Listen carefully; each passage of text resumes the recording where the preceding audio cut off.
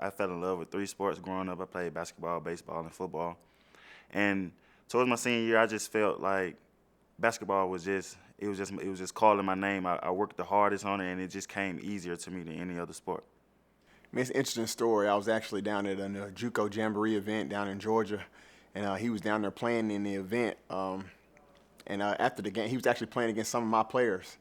And then after the game, he had such a good game. I just wanted to go up to him and just tell him, "Hey, young man, you're a ball player. You know, what's your name? Where you from?" And I just remember distinctly him saying, I'm from Georgia, but I played JUCO ball down in Florida," with his little swing, with his little twang in his voice. So, but at the time, he didn't know where he was going to go the next year. So I told him, "I know where you're going," and offered him a scholarship right there on the spot, and pretty much the rest was history. It's interesting, you know, when I got the job, I went to see Columbia State play in the NJCAA tournament out at Hutch, and I was really thinking about hiring Penny at the time, and I really didn't know anything about TJ, and so I said I only got to see a half because we had to go play in the NCAA tournament, and so I was watching the game. I was watching Penny, just how he interacted with his team, and then TJ started playing really well, and he had told me about TJ, but I had never seen him play before. So the first time I really laid eyes on him was at the national tournament,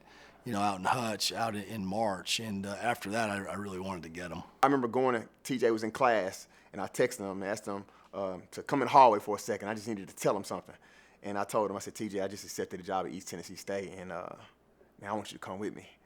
And I got him on the phone with Coach that night, and he really didn't take that much convincing. I just think that, TJ trusted me. We spent a lot of time together during that year. And after he spoke with Coach Forbes and heard Coach Forbes' enthusiasm, and he understood how much this program was going to be on the rise, it was a no-brainer for him to come with us. It was a no-brainer. I had 39 offers coming from my JUCO. Like Coach said, I was an All-American. It was a no-brainer because when Coach Penny got the job, it just was like, it's someone that I trust there, and I knew I didn't have to rebuild and restart with someone new. I knew I could trust him with anything, and I had somebody to look after me. I mean, I think he's having an all-league type of year. Can he be the player of the year in the league? That depends, I think, on how our team finishes, in conference play.